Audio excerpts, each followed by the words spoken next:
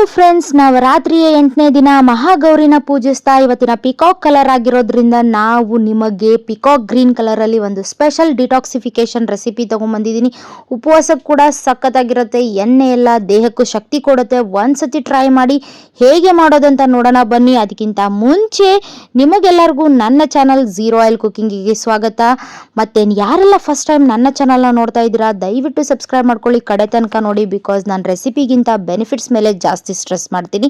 ಹಾಗಾದ್ರೆ ಶುರು ಮಾಡೋಣ ಬನ್ನಿ. ನಾವು ಇವಾಗ ಮಾಡ್ತಾ ಇರೋದು ಡ್ರಿಂಕ್. ಇದರಲ್ಲಿ ಬೇಕಾಗಿರುವಂತದ್ದು ತುಳಸಿ, ದೊಡ್ಡ ಪತ್ರೆ ಮತ್ತೆ ಸೌತೆಕಾಯಿ ಜ್ಯೂಸು. ಫಸ್ಟ್ ನಾನಿಲ್ಲಿ ಸೌತೆಕಾಯಿನ ನೀಟಾಗಿ ತೊಳೆದು ಹಾಲೆಲ್ಲ ತೆಗೆದು ತುರಿದು ಇಟ್ಕೊಂಡಿದ್ದೀನಿ.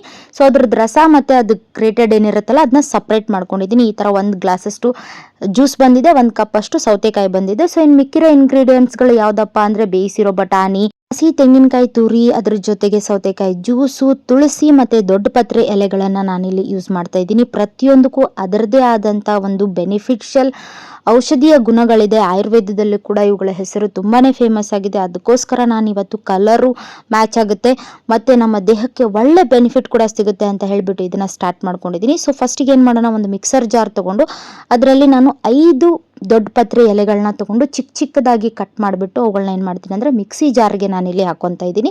ಸೊ ಅದೇ ರೀತಿ ಸ್ವಲ್ಪ ಒಂದು 10-12 ಎಲೆಗಳು ಬರುವಷ್ಟು ತುಳಸಿ ಎಲೆನ ಹಾಕ್ಕೊಂಡು ಇನ್ನು ಸೌತೆಕಾಯಿ ಜ್ಯೂಸ್ನ ನಾನು ಇದರಲ್ಲಿ ಆ್ಯಡ್ ಮಾಡ್ಕೊತಾ ಇದ್ದೀನಿ.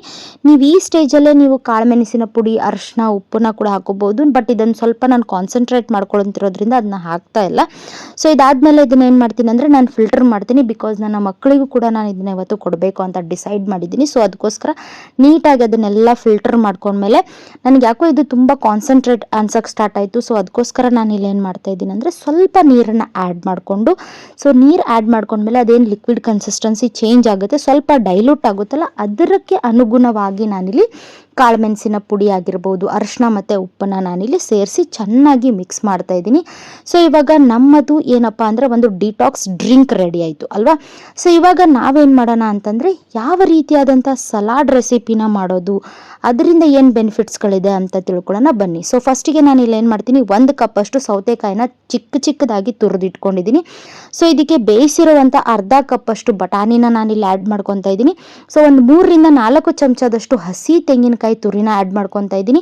ಒಂದು 3-4 ಚಮಚ ಆಗುವಷ್ಟು ಹುರಿದಿರುವಂಥ ಸಿಪ್ಪೆ ಬಿಡಿಸಿರುವಂಥ ಕಡಲೆ ಬೀಜನ ನಾನಿಲ್ಲಿ ಆ್ಯಡ್ ಮಾಡ್ಕೊತಾ ಇದ್ದೀನಿ. ಆಮೇಲೆ ರುಚಿಗೆ ತಕ್ಕಷ್ಟು ಉಪ್ಪನ್ನ ನಾನು ಆ್ಯಡ್ ಮಾಡ್ಕೊತಾ ಇದ್ದೀನಿ. ನಾನು ಫಾಸ್ಟಿಂಗ್ ಇಲ್ಲದೆ ಇರೋದ್ರಿಂದ ನಾರ್ಮಲ್ ಉಪ್ಪು ಯೂಸ್ ಮಾಡ್ತಾ ಇದ್ದೀನಿ.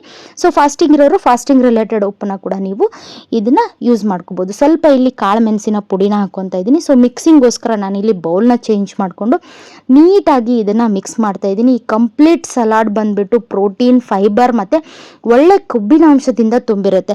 ಸೊ ಇವುಗಳ ಬೆನಿಫಿಟ್ಸ್ ಏನಂತ ನೋಡೋದಾದ್ರೆ ನಮ್ಮ ಲಿವರ್ನ ಕಂಪ್ಲೀಟ್ ಆಗಿ ಕ್ಲೀನ್ ಮಾಡುತ್ತೆ, ಜೊತೆಗೆ ರೋಗ ನಿರೋಧಕ ಶಕ್ತಿ ಜಾಸ್ತಿ ಆಗುತ್ತೆ, ಜೀರ್ಣಕ್ರಿಯೆ ಜಾಸ್ತಿ ಆಗುತ್ತೆ, ದೇಹ ಹಗುರ ಅನ್ಸೋದ್ರ ಜೊತೆಗೆ ಮನಸ್ಸು ಕೂಡ ಫ್ರೆಶ್ ಆಗಿರುತ್ತೆ. ಪ್ರೋಟೀನ್ ಮತ್ತೆ ಫೈಬರ್ ಇಂದ ಕೂಡಿರೋದ್ರಿಂದ ಹೊಟ್ಟೆ ತುಂಬ್ದಂಗಿರುತ್ತೆ. ಮತ್ತೆ ಉಪವಾಸ ಸಮಯದಲ್ಲಿ ನಮ್ಮ ಶಕ್ತಿನ ಕೂಡ ಕಾಪಾಡುತ್ತೆ. ಡ್ರಿಂಕ್ನ ನೀವು ಮಾರ್ನಿಂಗ್ ಖಾಲಿ ಹೊಟ್ಟೆಯಲ್ಲಿ ಕುಡಿಬೇಕು. ಸಲಾಡ್ನ ನೀವು ಯಾವಾಗಾದ್ರೂ ಕೂಡ ತಗೋಬಹುದು.